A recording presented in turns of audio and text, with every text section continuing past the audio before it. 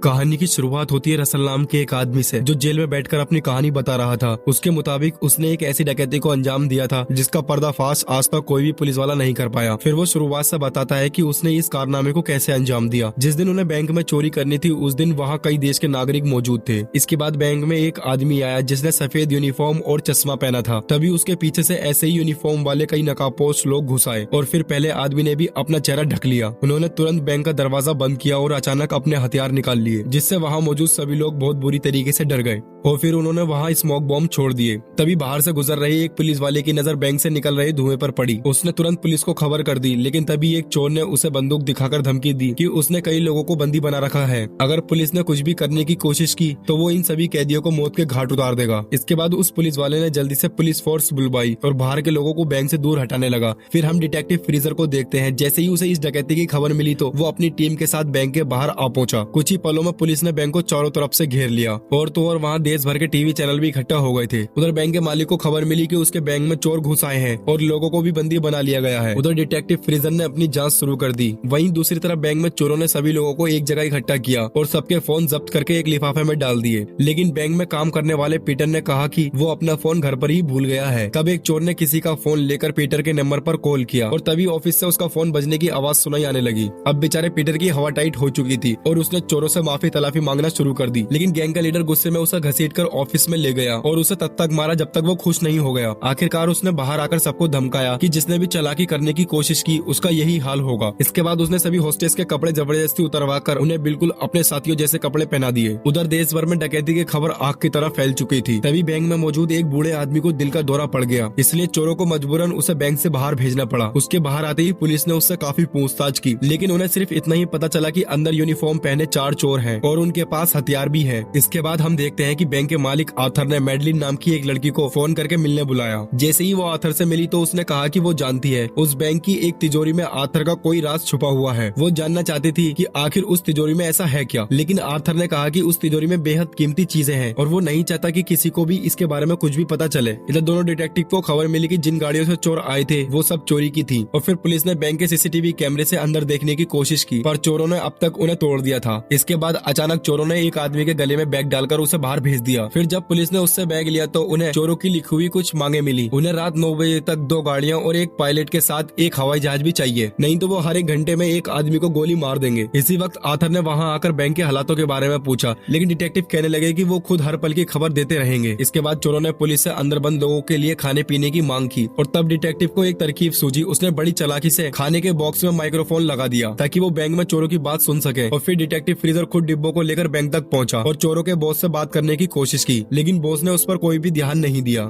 आखिरकार उसने वापस आकर माइक्रोफोन के जरिए उनकी बातें सुनना शुरू की, लेकिन वो सब किसी अजीब सी भाषा में बात कर रहे थे। आखिरकार उन्होंने एक औरत को बुलवाया जो ये भाषा जानती थी, लेकिन उस औरत ने बताया ये सिर्फ अल्बानिया के राष्ट्रपति का भाषण है और कुछ भी नहीं। असल में चोर काफी शातिर थे और ये पहले से जानते थे कि फ्रीजर चालाकी जरूर करेगा, इसलिए उन्होंने भी उसका वक्त बर्बाद करके थोड़ा फायदा उठा लिया। उधर बैंक में रसल और उसके साथियों ने वही तिजोरी खोली और बैंक के मालिक के वो खुफिया कागज चुराकर कीमती हीरे वहीं छोड़ दिए। इधर शहर का मेयर मैडलिन के साथ फ्रीजर से मिलने पहुंचा। उसने कहा कि मैडलिन इस केस में उसकी मदद कर सकती है, लेकिन फ्रीजर ने इसके लिए साफ इनकार कर दिया। तभी रसल ने उसे बैंक से फोन किया और अपनी मांगे पूरी करवाने का दबाव बनाने लगा, पर फ्रीजर ने कहा कि अभी उसे और थोड़ा वक्त चाहिए। इधर मैडलिन ने सीधा रसल को फोन किया और कहा कि वो पुलिस वाली तो नहीं है, लेकिन उसके पास रसल के लिए एक बेहतरीन ऑफर है। आखिरकार रसल ने उसे बैंक में मिलने बुलाया। जब वो अंदर पहुंची तो उसने रसल से कहा कि पुलिस तो जरूर उसे उम्र कैद के लिए जेल में बंद कर देगी, लेकिन अगर वो मैडलिन का साथ देगा तो वो उसे बिना किसी इल्जाम के रिहा करवा सकती है और साथ ही साथ उसे इस काम के लिए $20 लाख भी मिलेंगे। इस पर रसल ने कहा, देखो मैडम, ये कहानी बुनना बंद करो और ये बताओ ये काम है किसका। लेकिन मैडलिन ने कोई नाम बताने से साफ इनकार कर दिया। तब रसल ने उसे कहानी सुनाई। दूसरे विश्व युद्ध के दौरान एक अमेरिकन आदमी स्विट्जरलैंड के बैंक में काम करता था। उसने नाजियों के बीच अपने ओहदे का गलत फायदा उठाया और देखते ही देखते काफी अमीर हो गया और इसी पैसे से उसने ये बैंक खोला और वो वही आदमी है जिसने मैडलिन को उसके पास भेजा है। अब मैडलिन भी समझ गई कि आज उसका पाला किसी टक्कर के आदमी से पड़ा है, तो उसने सीधा सीधा अपनी डील की बात की। उसे रसल को बचाने के बदले में तिजोरी में रखे वो खुफिया कागज चाहिए थे। फिर रसल ने उसे कागज दिखाए, लेकिन उसने वो मैडलिन को देने से साफ इनकार कर दिया। आखिरकार मैडलिन चुपचाप वहाँ से बाहर आ गई। उसके बाहर आते ही फ्रीजर ने उससे चोरों के बारे में पूछा तो मैडलिन कहने लगी उसे पूरा विश्वास है कि चाहे कुछ भी हो जाए लेकिन रसल किसी को भी नहीं मारेगा, वो सिर्फ अपनी बात मनवाने के लिए धमकी दे रहा है। अब फ्रीजर ने रसल को फोन किया और कहा कि हवाई जहाज तैयार है, लेकिन उससे पहले वो खुद बैंक के अंदर जाकर कैदियों की जांच करना चाहता है। रसल मान गया और फिर फ्रीजर बैंक के अंदर पहुंचा। उसने बैंक के सारे कमरों में मौजूद होस्टेस से बात की और उनकी सलामती देखकर वो खुद बैंक से बाहर जाने लगा। जाते जाते उसने कहा कि चाहे कुछ भी हो जाए वो रसल को उम्र कैद की सजा दिलवाकर ही रहेगा। पर रसल ने भी पूरे कॉन्फिडेंस से कह दिया कि देख भाई, मैं तेरी आंखों के सामने से जाऊंगा और तुम मुझे पहचान भी नहीं पाएगा। ये सुनकर फ्रीजर ने अचानक उस पर हमला कर दिया, पर एक दूसरे चोर ने पीछे से उसके सर पर बंदूक तान दी। फिर रसल ने कहा कि अब की बार हमारी मांगे पूरी नहीं हुई तो ये सब एक एक करके मारे जाएंगे, समझा। आखिरकार फ्रीजर वापस पुलिस स्टैंड में लौट आया और अब उसे यकीन हो चुका था कि रसल किसी को भी जान से नहीं मार सकता। इसी वक्त एक ऑफिसर ने वहाँ आकर फ्रीजर को बताया कि उसे इस केस से निकाल दिया गया है और उसकी जगह अब कोई और डिटेक्टिव लेगा। असल में ये नया कैप्टन था और वो बैंक पर हमला करके आम लोगों को चोरों से आजाद करवाने का प्लान बना रहा था। और तो और उन्हें बॉम्ब को भी ढूंढना था जो चोरों ने बैंक में लगाए थे। उधर फ्रीजर को अचानक चोरों के भेजे हुए बैग में एक डिवाइस मिला तो वो समझ गया कि अब तक चोर पुलिस की सारी बातें सुन रहे थे। उसने तुरंत कैप्टन को फोन करके बैंक पर हमला करने से रोका, क्योंकि चोर पहले से ही इस हमले के बारे में जानते थे। वहीं बैंक के अंदर चोरों की गैंग ने भी सच में पुलिस का सामना करने की तैयारी कर रखी थी। उन्होंने सारे होस्टेस को इकट्ठा करके पहले माले पर भेज दिया और नीचे के माले पर जबरदस्त धमाके कर दिए और फिर उन्होंने सभी होस्टेस को रिहा कर दिया और खुद भी भगदड़ में उन्हीं के साथ बाहर आ गए। तभी कैप्टन ने सभी पुलिस वालों को गोली चलाने से रोका, क्योंकि अंदर फंसे हुए आम लोग अब बाहर आ रहे थे। पुलिस ने सबको गिरफ्तार कर लिया और सीधा बैंक में घुसकर चप्पा चप्पा छान मारा, लेकिन उन्हें चोरों का कोई भी नामो निशान नहीं मिला। हैरानी की बात तो ये थी कि चोरों ने पैसों को हाथ तक नहीं लगाया और तो और उनके सारे हथियार भी नकली थे। अब वो समझ गए कि सारे चोर बाकी लोगों के साथ ही बाहर निकल गए हैं, इसलिए उन्होंने एक एक इंसान से कड़ी पूछताछ की।